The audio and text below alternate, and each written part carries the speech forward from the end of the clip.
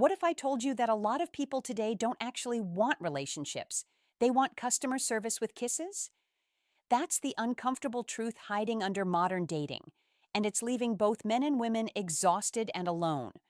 On paper, women have more freedom, money, and options than ever. Yet, study after study reports rising loneliness and dissatisfaction. Men, meanwhile, are quietly stepping back from dating altogether. Everybody can feel that something is broken, but almost no one wants to name it. Here it is. Somewhere along the way, know your worth turned into you owe me.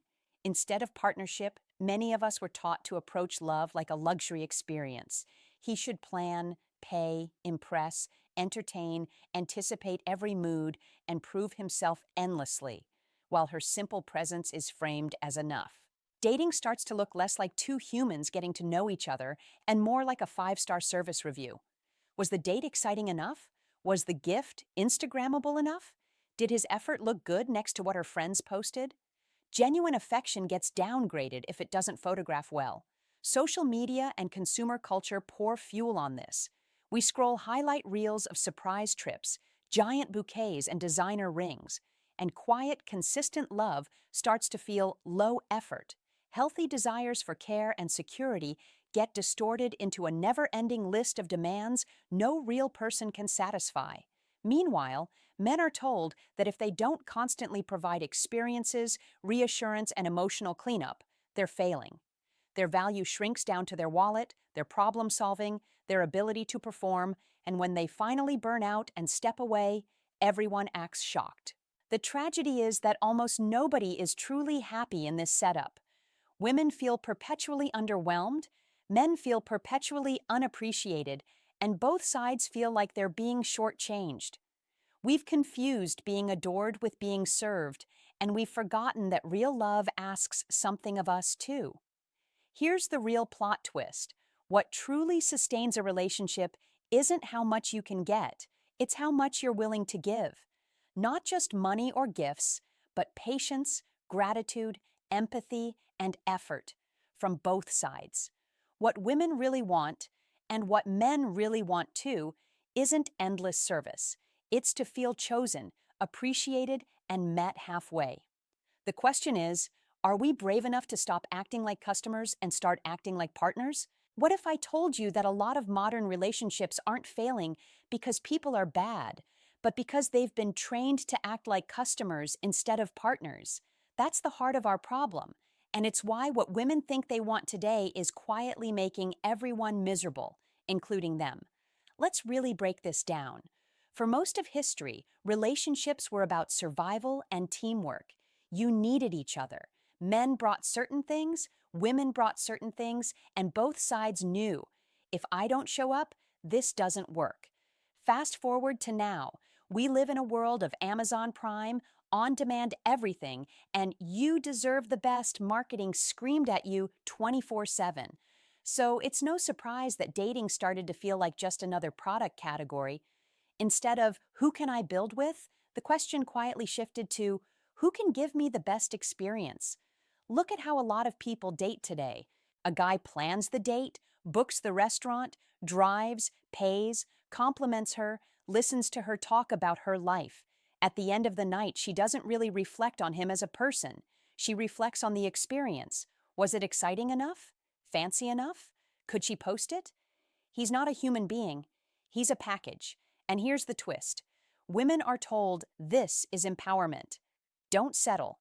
He should prove himself. If he wanted to, he would. Sounds confident on the surface, but underneath it teaches you that your role is to sit, wait, and judge. His role is to perform. That might feel flattering at first, but long-term it's a trap.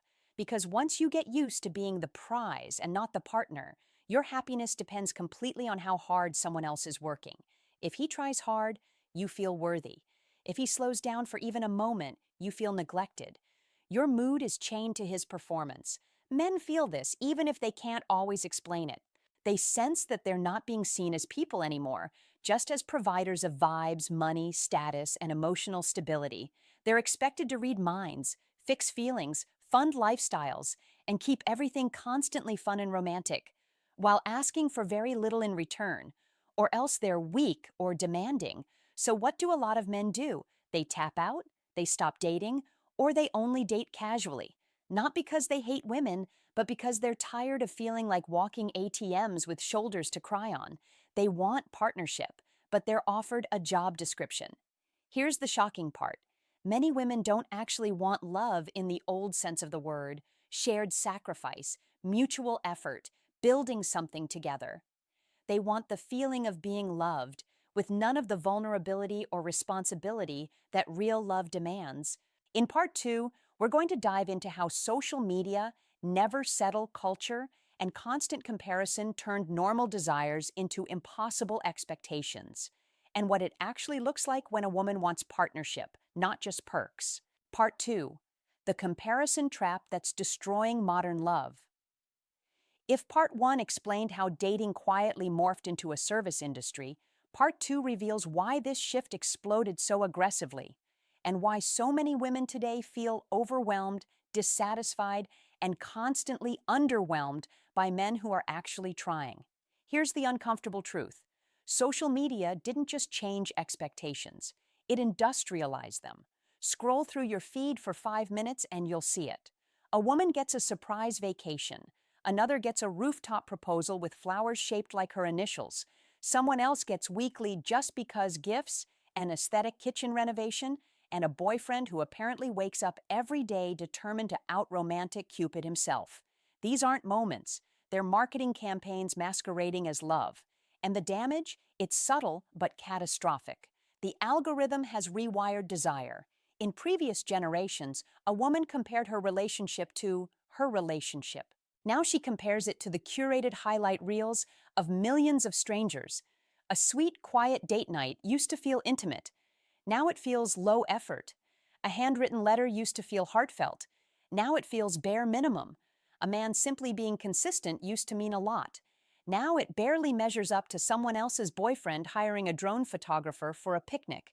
This is what happens when consumer culture fuses with romance. People stop appreciating love and start evaluating experiences. And into this mess, the never settle mantra lands like a bomb: never settle. You deserve the best. If he wanted to, he would. These lines sound motivational, and sometimes they are, but they've been twisted into something else entirely. They imply if a man doesn't constantly upgrade his effort, he doesn't care. If he isn't matching the internet's highlight reels, he's failing. If you ever feel bored or unstimulated, it's his job to fix it. This trains women to expect limitless giving while being terrified of giving too much in return, because giving is now framed as pick-me behavior. Suddenly, cooking is demeaning. Supporting your partner is emotional labor. Compromise is settling. Reciprocity is patriarchal conditioning. Relationships stop being partnerships and start feeling like negotiations. Men feel the pressure, and they crumble quietly. Most men aren't asking for luxury or perfection. They're asking to be appreciated, but appreciation is nearly impossible when comparison is endless. Men sense that they're not being evaluated as people anymore, but as performers in a competition they never agreed to join.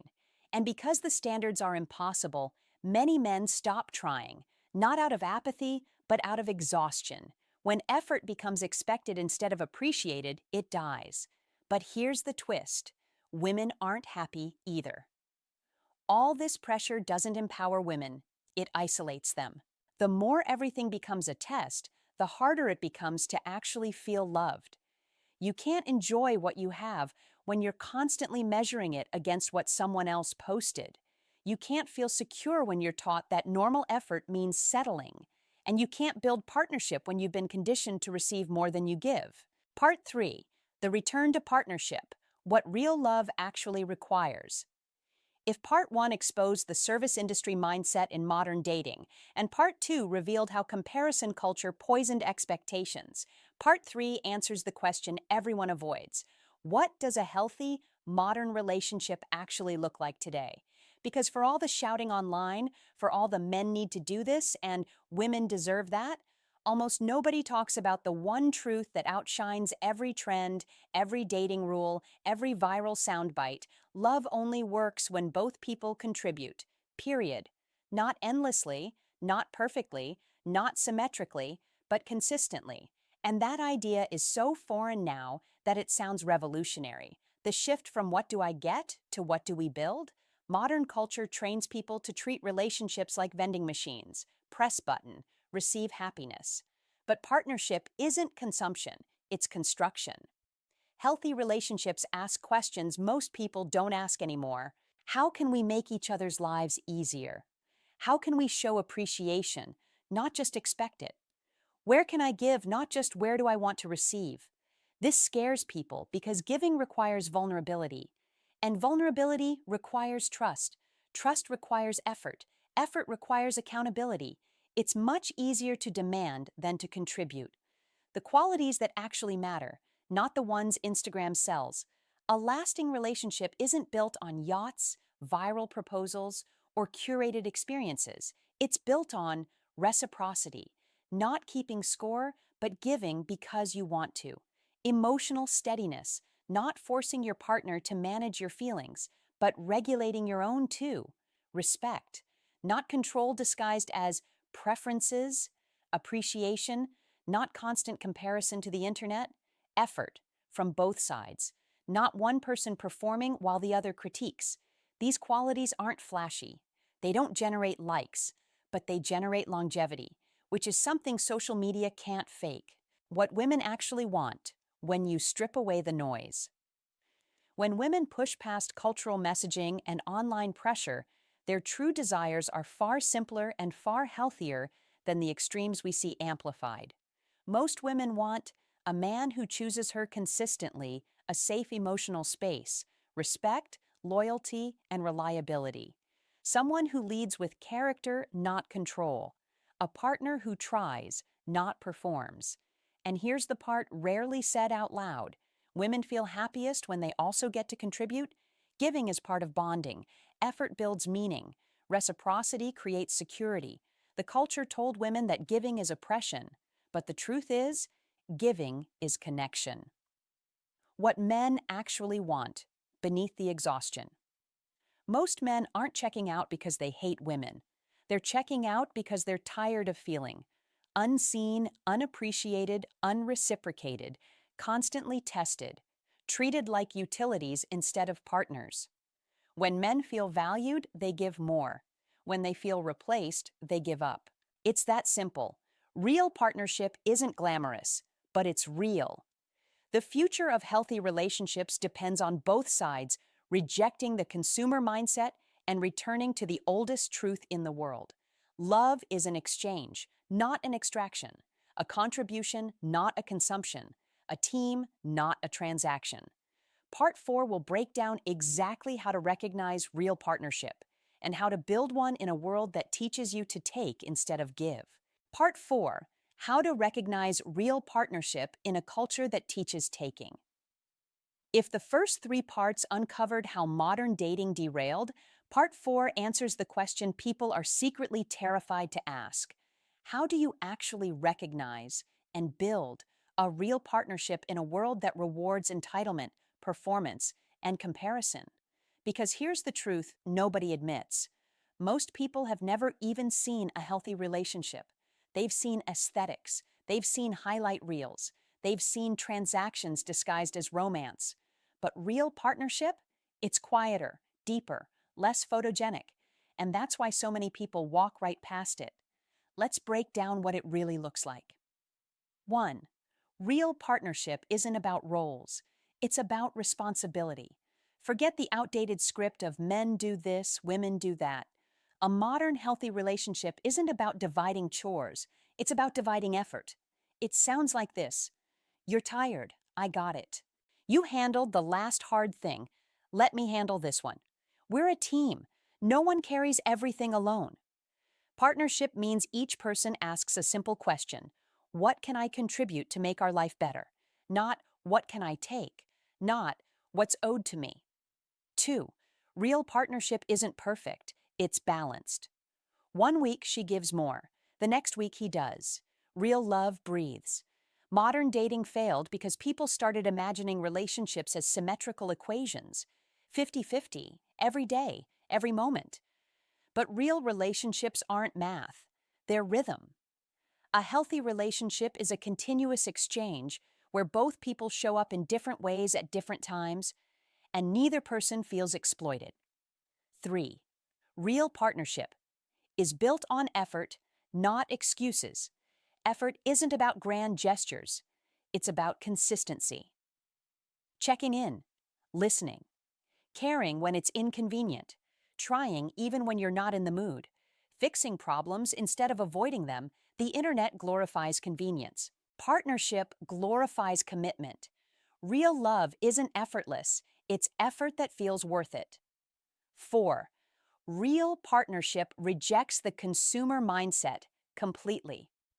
You know you're in a healthy relationship when the questions shift from, "What can I get?" to "What can we create?" "What's he doing for me?" to "How do we support each other?" "Is this relationship impressive?" to "Is this relationship meaningful?" Consumer relationships collapse. Collaborative relationships last. 5. Real partnership requires emotional maturity, the most rare resource. Today, emotional maturity looks like managing your own emotions instead of outsourcing them, communicating instead of punishing, appreciating instead of comparing, apologizing without conditions, hearing hard truths without shutting down, loving without keeping score. Most people want love. Few people want to grow into the person capable of sustaining it. That's why partnership is rare. Not because good partners don't exist, but because good partners require good counterparts. 6. Real partnership is the antidote to the modern relationship crisis. When both people contribute, when both people appreciate, when both people sacrifice, when both people build, not just consume, everything changes. Suddenly, men stop feeling like utilities. Women stop feeling constantly disappointed. Connection becomes possible again. Love becomes sustainable again. Part 5 will reveal the mindset shifts men and women must make individually to escape the entitlement trap and finally experience the kind of relationship the modern world has made almost impossible. Part 5. The mindset shifts men and women must make to escape the entitlement trap. If parts 1 through 4 exposed how modern dating fell apart, part 5 answers the real question: how do we fix it?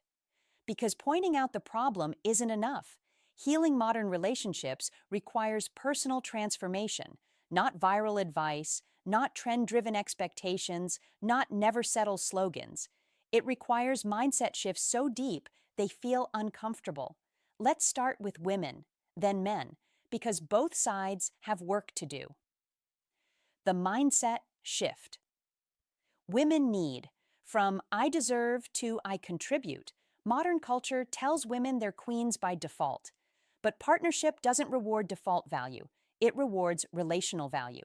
Here's the shift. From "If he wants me, he'll prove it," to "If I want love, I'll show up for it too."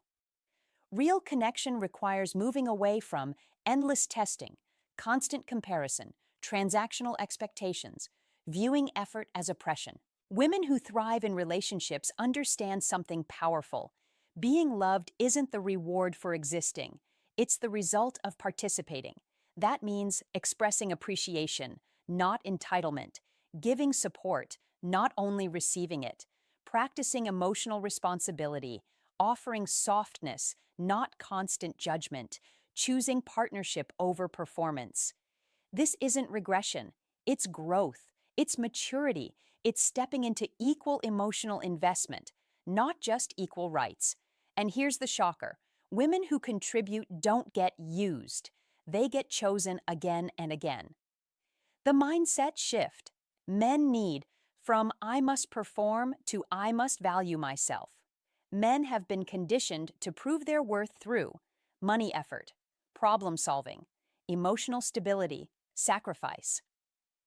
But this conditioning destroys them quietly. The shift men need is just as radical. From "I must earn love by giving everything" to "I deserve reciprocity, appreciation, and respect." Men who thrive in modern relationships learn to set boundaries, say no without guilt, stop overfunctioning, ask for support, express their own needs, refuse to be emotionally minimized. Part 6, Why People Sabotage. Healthy Love and How to Break the Pattern for Good. Parts 1 through 5 revealed the cultural forces destroying modern relationships. But Part 6 tackles something even harder. Why do so many people push away the very love they say they want? Because here's the secret almost nobody wants to admit. Most people aren't afraid of toxic partners. They're afraid of healthy ones. Toxic partners feel familiar. Healthy partners feel demanding in a way our emotional wounds aren't prepared for. Let's break down the most common and most destructive ways people sabotage real connection. First, sabotage through comparison, the fantasy over the reality. Healthy love often feels too normal to modern minds. It doesn't come with dramatic highs, grand gestures every week, or viral moment aesthetics. So what happens? People start comparing a real partner to a curated fantasy, an ex they romanticized, a celebrity couple they idolize, a boyfriend on TikTok doing a choreographed proposal, a fictional character built to be perfect. This is relationship poison. Comparison convinces people they're missing out on something magical, when in reality, they're trading genuine connection for digital illusions. 2. Sabotage through self-protection. I'll leave before I'm left. Healthy love requires vulnerability. It requires letting someone see your insecurities, your flaws, your fears, your past, your real self. But many people panic the moment they feel emotionally exposed. So they protect themselves through withdrawal, picking fights, testing loyalty, acting distant, clinging to independence too fiercely, breaking up before things get serious. This isn't independence. It's fear dressed as strength. 3. Sabotage. Through control, mistaking safety for domination. A lot of people think love is safe only when they control the outcome. So they demand constant reassurance, constant attention, constant proof of loyalty, constant emotional labor, but control isn't connection, it's suffocation. And partners eventually pull away, not because they don't care, but because they can't breathe. 4. Sabotage through passivity, waiting instead of participating. Some people sabotage simply by refusing to engage. They wait for their partner to fix everything, their partner to apologize first, their partner to initiate affection, their partner to invest more, their partner to define the relationship. Waiting becomes a habit, and the relationship slowly starves. Love dies not from conflict, but from neglect. 5. Sabotage through unrealistic standards, the perfect partner. Myth. Healthy partners are imperfect. They get stressed, they misunderstand, they mess up, they need patience, they evolve slowly. But many people discard good partners because they fail to meet imaginary standards shaped by influencers, self-help gurus, relationship podcasts, romance movies, entitlement disguised as empowerment. Perfect partners don't exist. Growing partners do. The way out. Choosing courage over comfort. Breaking sabotage requires 3 things. 1. Self-awareness, recognizing your destructive patterns. 2. Emotional accountability, admitting you contribute to relationship failures. 3. Vulnerability, choosing connection. Even when fear whispers, run. Healthy love is built, not found, nurtured, not performed, protected, not compared, and it starts the moment you choose courage over comfort. Part 7. The hidden traits that predict long-term compatibility, the ones no one talks about. If the first 6 parts exposed how modern dating derails good connections, Part 7 answers the question that matters most. How do you know if someone is truly compatible with you? Not for the moment, but for life. Because modern dating has taught people to look for all the wrong markers: height, income, status, aesthetics, excitement, social media, appeal. But not one of these predicts long-term happiness. Real compatibility hides in qualities most people overlook, qualities that never go viral, but quietly determine the success or failure of every relationship you'll ever have. Let's expose them. 1. How someone handles discomfort, the number one predictor of relationship stability. Forget romance. Forget butterflies. Forget first impressions. Ask this instead. How do they act when things get hard? Because long-term love requires working through miscommunication, handling stress without lashing out, staying present during conflict, repairing emotional ruptures, facing uncomfortable truths. The wrong partner shuts down, attacks, or avoids. The right partner stays connected, even when uncomfortable. This isn't chemistry, it's character. 2. How they treat you.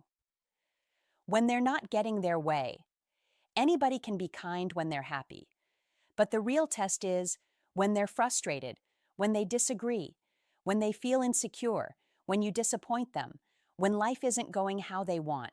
Do they punish you emotionally? Do they guilt trip? Do they withdraw affection? Or do they communicate like an adult? This single trait reveals more about your long-term future with someone than anything else. 3. Their relationship with accountability. Everyone makes mistakes, but not everyone takes responsibility. True compatibility requires the ability to apologize, the willingness to change, the humility to self-reflect, the maturity to repair hurt. People who blame you for everything will destroy you. People who own their part will build with you. Simple. 4. Their capacity for appreciation. This might be the most underrated trait in the world. Appreciative partners. Notice effort, give gratitude, compliment intentionally. Don't compare, value consistency. Reinforce what works. Unappreciative partners drain you until you have nothing left. Compatibility isn't about perfection, it's about appreciation. 5. Their emotional baseline.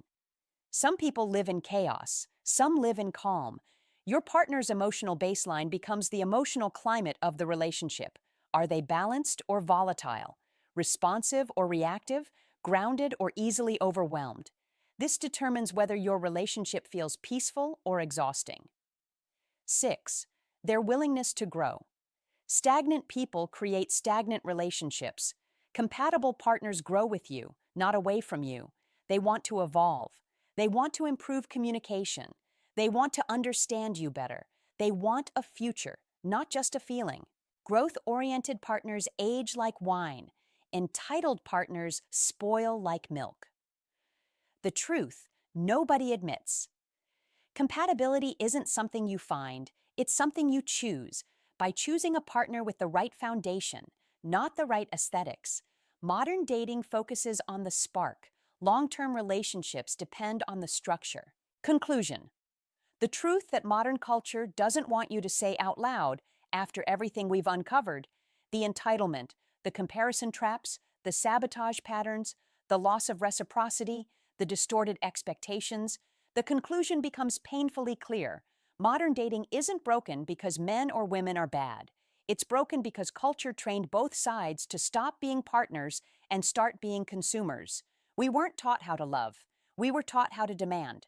We weren't taught how to communicate. We were taught how to compare. We weren't taught how to contribute. We were taught how to take. If you strip it all down, the apps, the highlight reels, the gender wars, the viral advice, one truth remains. Healthy relationships thrive on mutual effort, not mutual extraction. You cannot build love on entitlement. You cannot build connection on comparison. You cannot build partnership with a consumer mindset. And you cannot build a future with someone while keeping one foot out the door. The people who find real love in today's world aren't the most attractive, the wealthiest, or the most impressive online. They're the ones who choose reciprocity over ego, appreciation over entitlement, repair over blame, collaboration over control, and contribution over consumption. Here's the bold statement. Modern culture hates. Real love isn't about what you deserve. It's about what you're willing to give, protect, and grow. The moment you stop asking, what can someone do for me? And start asking, what can we build together? Your entire relationship life transforms. Because partnership isn't a performance, it's a practice.